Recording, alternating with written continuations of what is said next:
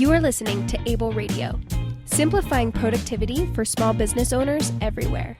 If you are looking for 1% improvements that add up to big results, this is the place for you. Every week, we learn about simple systems and tools that will help you build the business and life you've always wanted. Now here's your host, Zachary Sexton. Welcome to Able Business Radio. My name is Zachary Sexton, and today I have with me borderline podcasting co-host, because we've been on a number of podcasts together, Miss Kendra Wright. How are you doing? Hey, how's it going? It feels familiar. It does. I'm glad we finally had a chance to connect. You are a very busy lady in a new relationship, which I'm watching unfold on Instagrams. And you said you wanted to be embarrassed at least once this episode, so I thought I'd start off strong. Oh, actually, that's not embarrassing at all. I have the most incrediable partner in the world, so I am happy to promote that as much as possible. Yes, Devin is a very affectionate and productive man. We've had some interactions too, and he's shown me some nice little hacks that have helped me out personally. I have this belief about relationships that every partner should believe they have the better end of the deal. And I think that's like one of the big goals of like being happy. Like that's one of the secret pieces. And I feel like I slam dunked. I feel like I hope he doesn't wake up and realize that I got the better end of the deal in this times like 1 million. So yeah, it's a really incredible thing. So for sure, lucky gal. That is so funny. My fiance Nikita, we're all friends. So we always say that about various areas of our lives. One of them being keeping up around the house. She keeps on thinking that I do more, and I always think she does more. And then, as far as whoever's got the better end of the relationship, we both feel that way. So it's nice that other people experience that too. Absolutely. Actually, Devin sent me a quote the other day from Ryan Holiday that was on something that said, "There's so much advice on relationships, and yet nobody talks about how one of the most incredible things you can do is find a partner that truly complements you." And how it can change your life to find someone like you really, really vibe and match with. So definitely met a soul twin with my fella. He's fab. So cool. That is amazing. Well, we can talk a little bit about how you plan some epic date nights or date weekends with it, because what we're planning on wrapping about over the next 25 or so minutes is your system to how you plan your week. And the reason why we've been on so many podcasts together is because you have one of the best mind grapes, to use a term that you use, which I just find hilarious, when it comes to systematic thinking to be able to accomplish the things that you want to accomplish, because you're very ambitious. You want to have an amazing relationship with your significant other. You want to experience a number of different things in your life, and not all work related, but you're also an entrepreneur, and you do well in your business. You've got a 6-figure business that is a digital marketing strategist, and you do a lot. But when somebody's so driven like this, it's easy to forget the time needed for recovery. But you have a system for that. So that's what I wanted to talk about, is for people who maybe are spending a little bit too much time at work and not realizing that the more hours they're spending at work they're getting diminishing returns, because they're not taking the time to recover and to revitalize and to get fresh. So when the hours behind the computers, the hours in the office aren't as productive, aren't as effective, because you don't have the focus, you don't have the energy, you don't have the attention you would need if you had a well-rounded life where you had fun with your friends on the weekend, or you took time to work out or go to yoga, or all those other things that are needed to produce a happy, healthy brain and body. So that's what I want to get into. I know you had some secret things that if I happen to ask the right question, you're going to tell us about. You didn't tell me what they were. So I like to play a lot of games. Not leading the witness here. No. But to kick things off, can you tell us about your ritual, and I believe it's still on Sunday, that you have, where you take 30 minutes to plan out the rest of the 168 hours of the week? Yeah, definitely. So, to give people a little bit of a context before I jump into this really quickly, I think it's important to say that I talk a lot about work-life balance, and sometimes that word can be skewed depending on what your association is with it. And for me, work-life balance can look like a 12-hour work day on Monday, maybe a 10-hour work day on Tuesday, but then like I work 3 hours on Wednesday and 4 hours on Thursday. And obviously not everyone is in that space where they can do that. But as you mentioned, I am a entrepreneur. I run two businesses, and I also am what I call a professional experience collector. I spent most of my early 20s working my ass off and didn't really leave a lot of space for experiences. And so I realized that I want to kick ass in business and life, and I don't accept most people's opinions that you have to choose one or the other.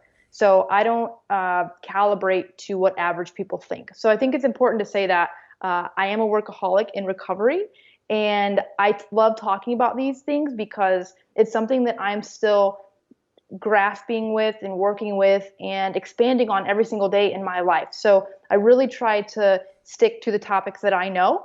And this is one that really, really excites me because I believe that one of the biggest sabotages to happiness and success and also amplifiers is how you handle time. So productivity is a huge hobby for me. And I think that it's really important that people understand I'm not saying, hey, I've got this figured out.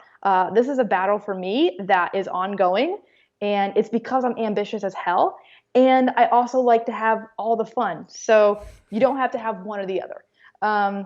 So that's kind of a little bit about my philosophy. And I am a little sassy. So if you don't like sassy stuff, you may need to pull the headphones out of your ears.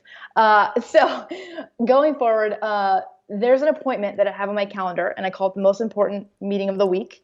And it's basically, I sit down on Sundays and I plan out my entire week. Now, the reason why this is different is because I plan things a little bit differently than other people. One thing that I do that's very different is I actually schedule free time and downtime. One thing that I found as a recovering workaholic is that I felt guilty when I took time off work. And so what I had to do to kind of start that process of creating a little bit more balance, to do those things like date night or, hang out with a friend or, just hell, like hang out with yourself and, take a bubble bath, was schedule it. So basically I had to give myself permission to like haul ass and hustle throughout the week. And then also like drag ass on like a Wednesday night and do whatever I wanted to do.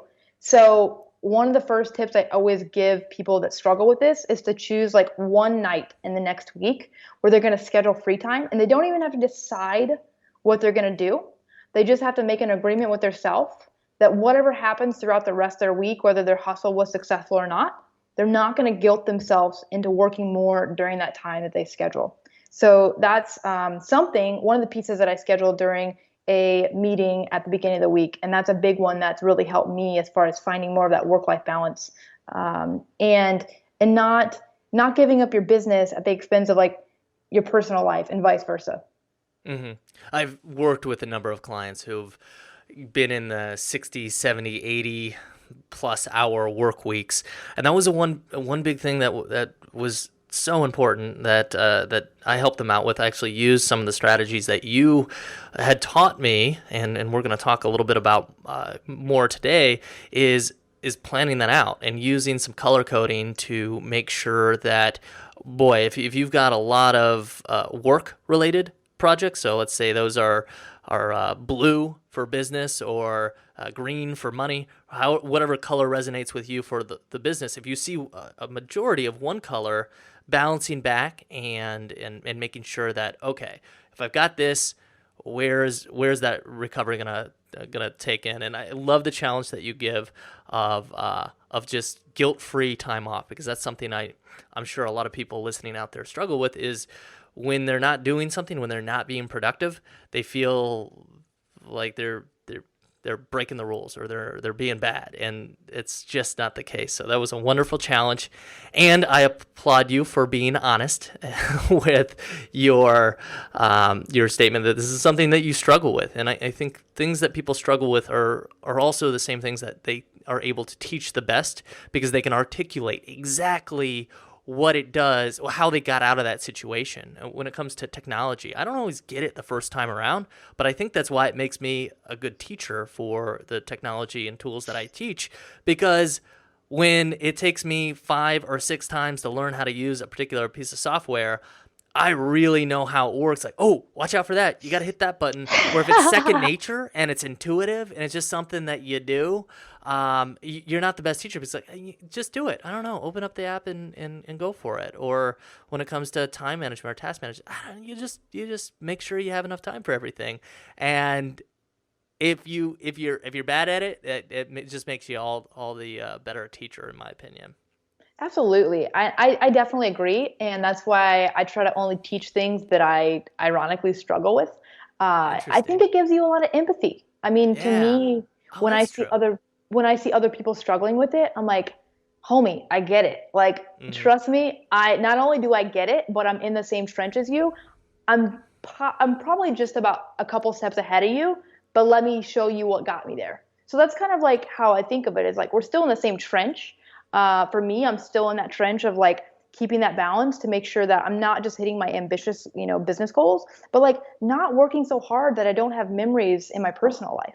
And so one thing that I wish other people would have told me earlier in the journey was that you're probably never going to get it right, especially with time management. And you're an expert in this as well, as far as really being in this field every day. But for me, one thing I had to give myself was forgiveness, because there are times that I'm way better at time management and work-life balance and collecting incredible experiences than others. The reality is that your time and your life changes a lot.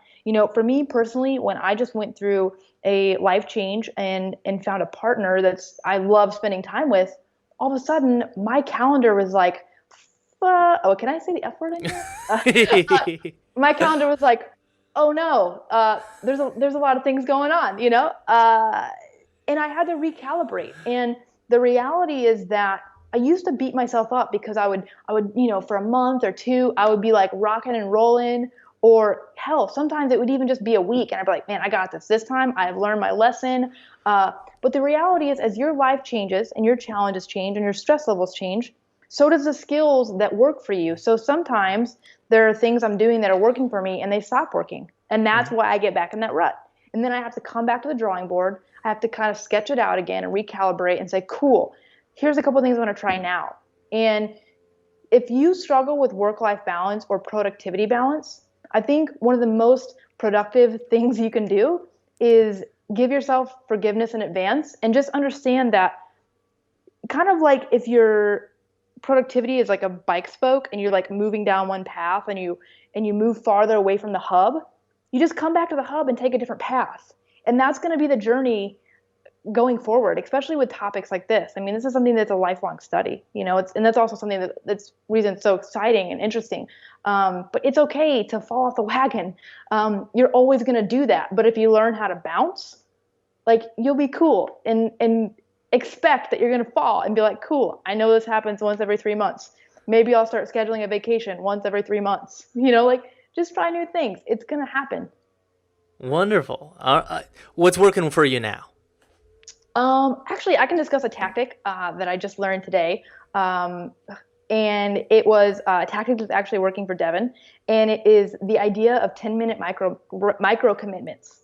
So this idea comes from a study in science that if you tell yourself, okay, Zach, let's get real here. You're a productivity coach. What's something that you're struggling to get done with right now? I am struggling to actually write the show notes for the podcast. Okay, cool. Yep. So how many show notes do you need to write a week? Just one. Just one? Okay, cool. And typically how long does it take you to write show notes? It takes me about, let's say, 70 minutes. Okay, cool. So do you work 5 days a week or do you work 7 days a week? I typically take Sunday off.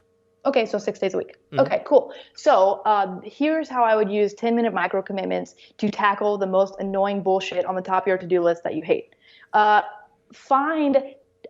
of asking yourself, how am I going to get these show notes done? Create a micro commitment that every day you will work on the show notes for 10 minutes. Now, here's the key. You cannot work longer than 10 minutes. And this is why. If you tell yourself, I'm going to work on this for 10 minutes, and then you get on a roll and you keep going, what it tells your brain is, one, I'm a fibber to myself, and it associates however long you do that, say for like 20 minutes, all of a sudden your brain associates, when I tell myself I'm going to do 10 minutes, what I really mean is 20 minutes, and like that equals pain. So it's really, really important that you stop at 10 minutes, because then one, you're telling yourself that you keep your word to yourself. You're not teaching your brain to fear the task. And you can do just about anything for like 10 minutes, right? So other ways this could work out, decluttering. For me, I need to Marie Kondo my closet. If anybody has ever read The Life-Changing Magic of Tidying Up, it's a continuous process of just letting go of things that no longer serve you. And I need to declutter my freaking closet. It's been on my to-do list for probably like 3 or 4 months. I mean, it winces to think about it. And so today I decided, you know what I'm going to do? I'm going to start decluttering like 10 minutes a day in my closet. Another task is I have a super rebellious dog. I don't know where he gets it from. His mom. Right. So, so what I've decided, with that, it's even smaller. I'm going to train my dog in 2-minute time increments every day, like just 2 minutes. Because I would be like, man, I need to train this guy because he's like basically swinging from the chandeliers in my apartment. And I've spent a lot of time with him. That's the ironic thing. It's really frustrating. But it's causing a lot of stress for me. And so I decided, all right, cool. Whenever I train the dog, I only allow myself to train him in 2-minute increments. And so that's what I do. I just do 2-minute increments. And so think of the tasks that are causing you a lot of stress. So for me, it's like my dog. Or things you just really need to get done that you don't enjoy, and try to hack them with micro commitments in 10 minutes or 2 minutes, or just keep it really, really short. And I would try to put 1 or 2 of those in your week, and maybe you only do it once or twice a week, depending on what it is. You choose the duration and frequency that works for you, but I would do it in micro commitments. So maybe your show notes, you do 10 minutes a day. And then later, if you decide later you want to start working on it more, then you can do that later. But in the time that you commit to 10 minutes, you only do it 10 minutes. Neat. There are some tasks that are better for batching and some that are better for this micro commitment. So I'm going to figure out what that is for me and start working on it, because it seems like a very effective procrastination buster method that I've yet to try. It's a cool little hack that I think is really works well. I mean, immediately it made me feel less friction towards that task. So that would be something like right now that I'm working on. Another one is that I learned recently.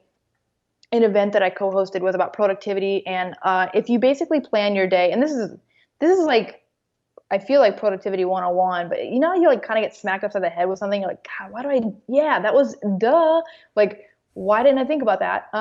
When you plan your day, only planning to 80% productivity, because if you're planning to 100% or 120%, you're going to crash and burn. So basically putting in like some chaos time, as I like to call it, or buffer time, depending on what language you like to use, is really, really helpful. And it also like made me realize how much I was over scheduling myself. And so planning to 80% productivity is something that I'm really experimenting with right now as well.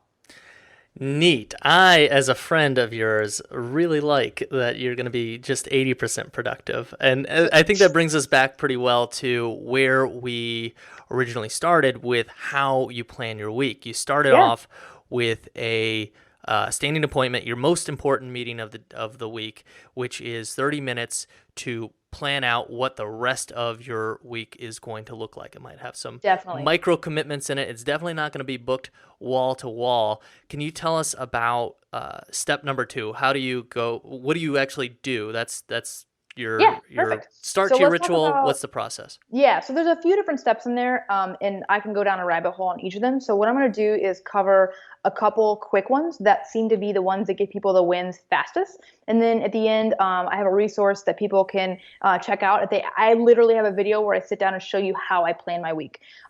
So basically, what I do is I sit down and I look at a couple big categories in my life. One being work, another being my personal life, and another one being like health and fitness and kind of rest and relaxation. And so what I do is this system is a kind of like beg, borrow, and steal from all the brilliant people who thought of things smarter than me, and find a way to Frankenstein them together. So the first thing I do is I basically write in the big rocks theory from Stephen Covey, right? No. Get things done, guy. It was Who is it? Stephen Covey. You were It right is on the even okay. first one. Damn, I got it. Cool. Let's play Who's the Productivity Guy quiz. I will win. I know, right? Yeah. So basically, what I do is I map out the big rocks. So, for example, I may have a bunch of tasks in my my personal brand. I have two businesses. One's my consulting business, and one is like a blog where I write on.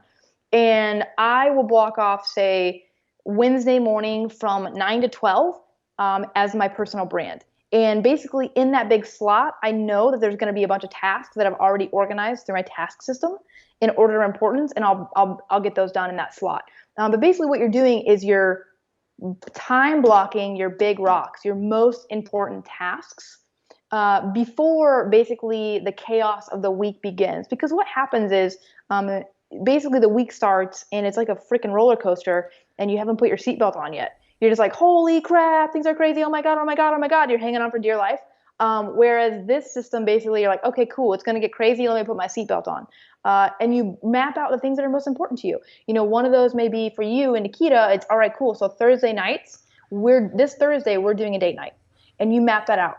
And you can get as granular, as crazy as you want, but just what are your big priorities? You know, what are your big goals? Pick, one or two things, map out. I literally time block off the hours I work. I run my own business, but I tend to work from like 10 to 5 or 10 to 6, and I block those off.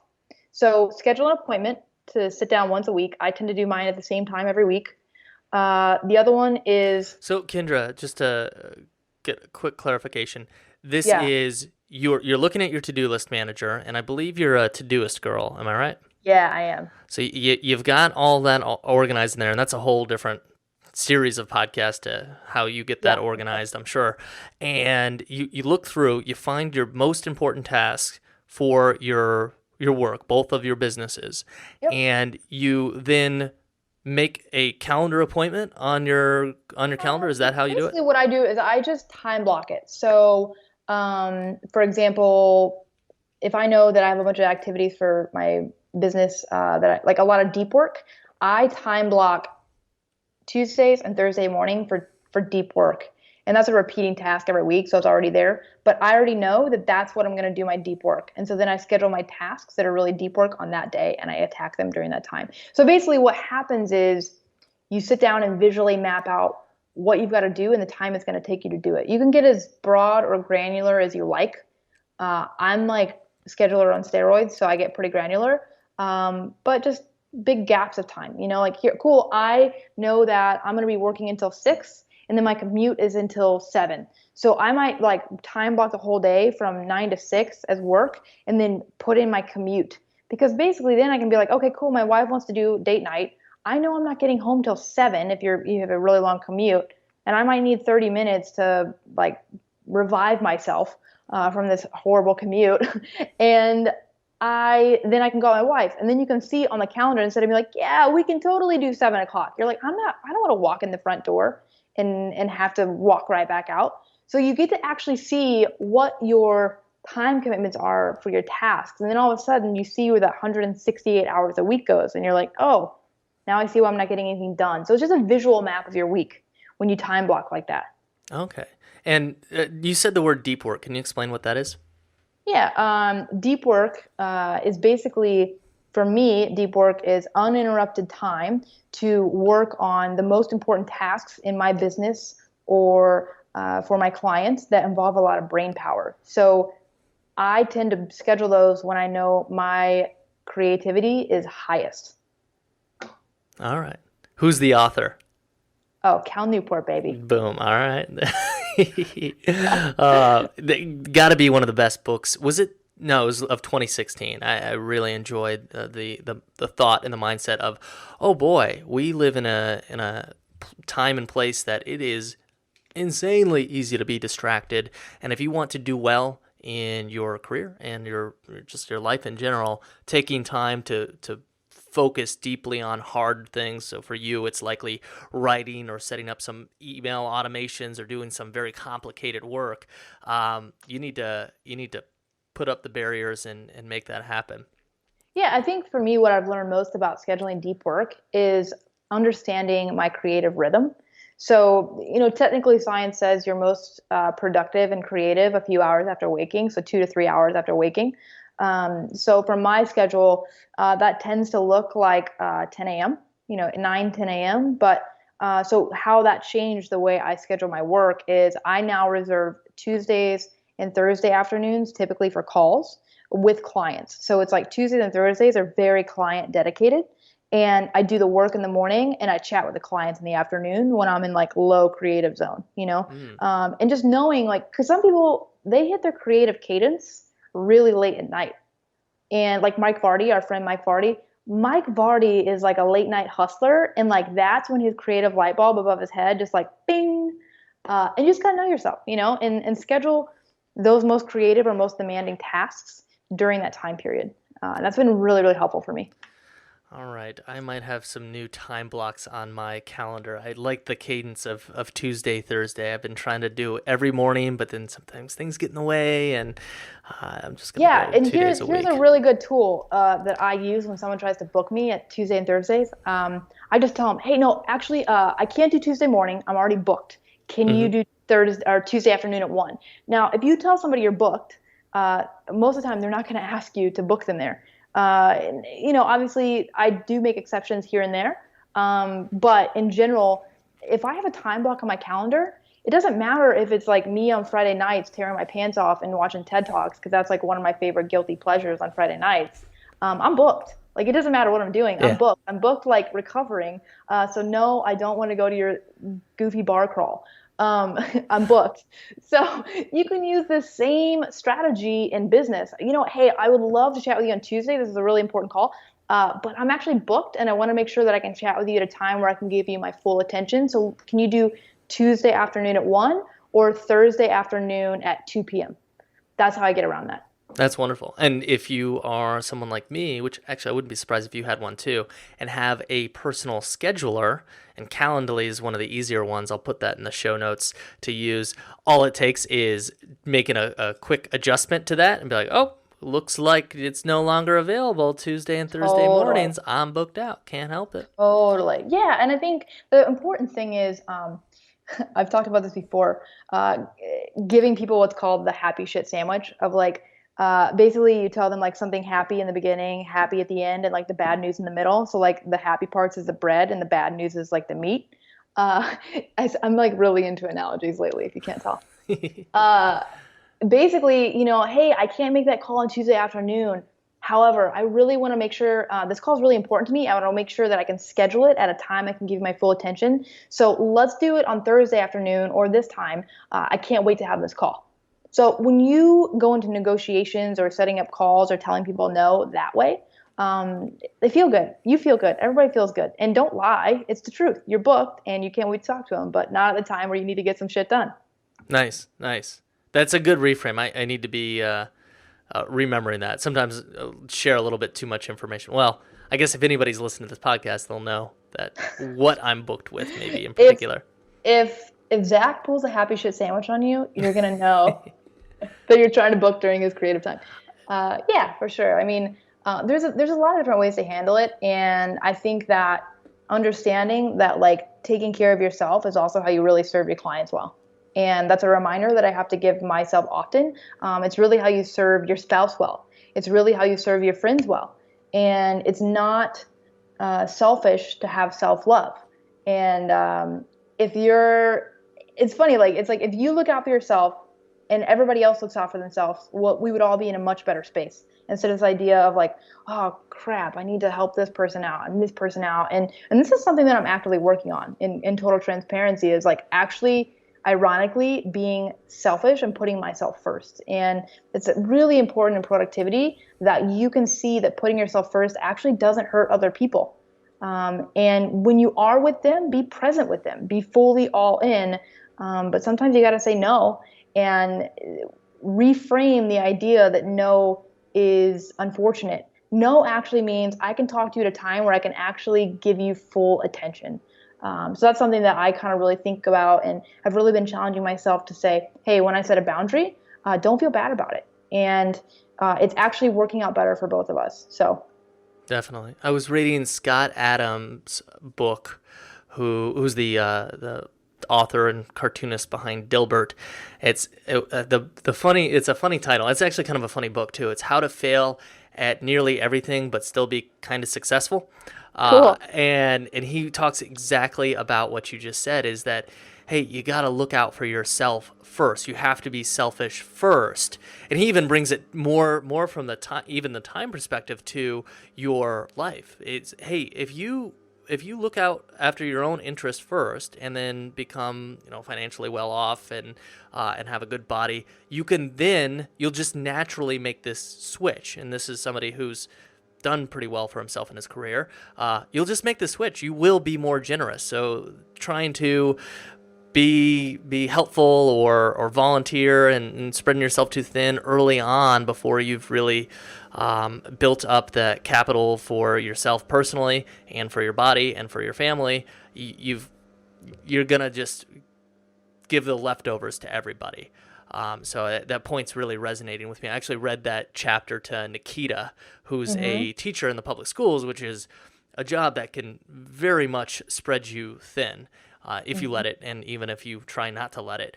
And it made her feel a lot better. So that's Absolutely. that point's jiving with me right now too. For sure. And I think that, it's actively something that I'm working on and have always worked on for a while now. But yeah, it's just like reframing those pieces and understanding that productivity serves not only you, but the people you really care about. And sometimes they can't see that from their end of the bargain. Depending on how you frame it, you can help them see it more clearly. But at the end of the day, if we all focus on taking care of ourselves, I watch out for me, you watch out for you, we'd have a lot less boundaries that are crossed, and we'd have a lot happier people, in my personal opinion. So yeah. That's perfect. And another law of productivity is coming into my mind right now. It's Parkinson's law, where your work will expand to the time that you give it. So the fact that you book your focused deep work right before your client calls means, oh, okay, that work's going to get done in that amount of time. One, you don't have to be thinking about it the whole week. If, let's say, you have an appointment on Thursday, you think, oh man, I really need to do that work. Oh man, I really need to do that work. You're like, no, it's going to get done this Thursday. And two, you've got a very firm time commitment, because you got to go hop on the phone with them and discuss the work that you just did for them right afterwards. So that's Exactly. a nice. I'm seeing the layers to your strategy. You've been Well, working at this. exactly. And this is a challenge that comes up often with this system, is people say, well, what if, I get a flat tire and all of a sudden I can't do my deep work on Tuesday. They think that like you take like freaking super glue and glue that to your calendar. But here's a really cool thing that works with digital and even and paper calendars is nothing is glued there forever. So say Tuesday morning doesn't work out. You have a personal emergency, or just say your brain is like totally defogged. I might take that deep work and move it to a different day, even at a different time if I need to. And then I would drag other work into that space. So for example, if I'm feeling super groggy or for whatever reason, maybe the night before I was sick, and so I get up on Tuesday morning and I'm like, man, I feel horrendous. I have I would take a bunch of low energy tasks and slide them in there and move that deep work block somewhere else. So know that if things change, so can your schedule. And it's not to be, these guidelines. It's to be an outline of what you want to happen. It's like, before the week starts, like, this is the goals for the week, and just having that meeting once a week. And I think it's really important to do it when you're kind of looking at the week as a whole and what do you want to happen. And this is actually one more tip.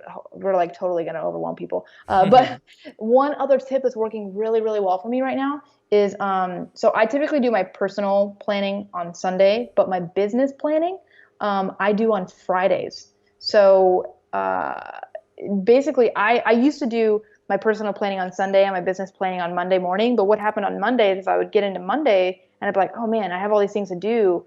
And it's kind of crazy and chaotic and whatever, because Monday's an admin day for me. So I slide a bunch of stuff in there that's random.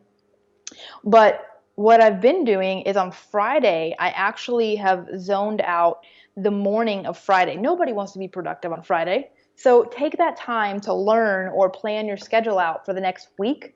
So what happens by the time I start my personal planning, I kind of already see what's happening for the week. I've got a good idea. And then I show up on Monday morning like ready to kick ass while everybody else is like still trying to drink coffee. Because I already know going into the week, this is what it's going to look like. So, just setting those times up at the time that works best for you and having that appointment is really, really important. And it's one of my like secret hacks to life. And it's how I get so much stuff done and still create some of that, that space for personal experiences and people I care about.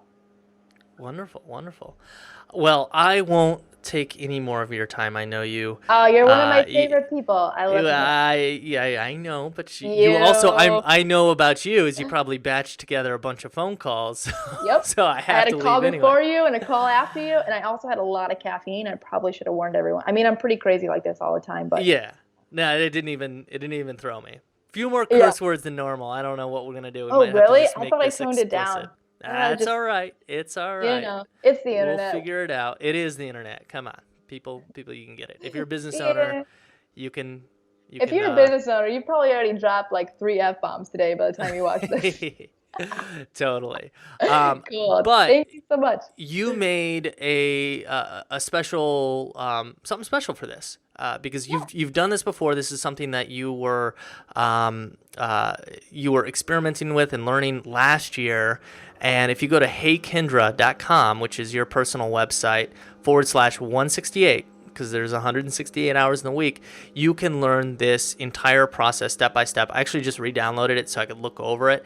It looks great. You've got a complete video. The one thing that I would really encourage people, if they're going to take a look at that, is the Facebook, how to get Facebook into your Google Calendar. And that's what you use. I don't think we ever mentioned that in this conversation, but use Google Calendar. You move things around in that. But having that Facebook feed for events go into your Google Calendar is something I just redid because it had, I don't know, broken or something.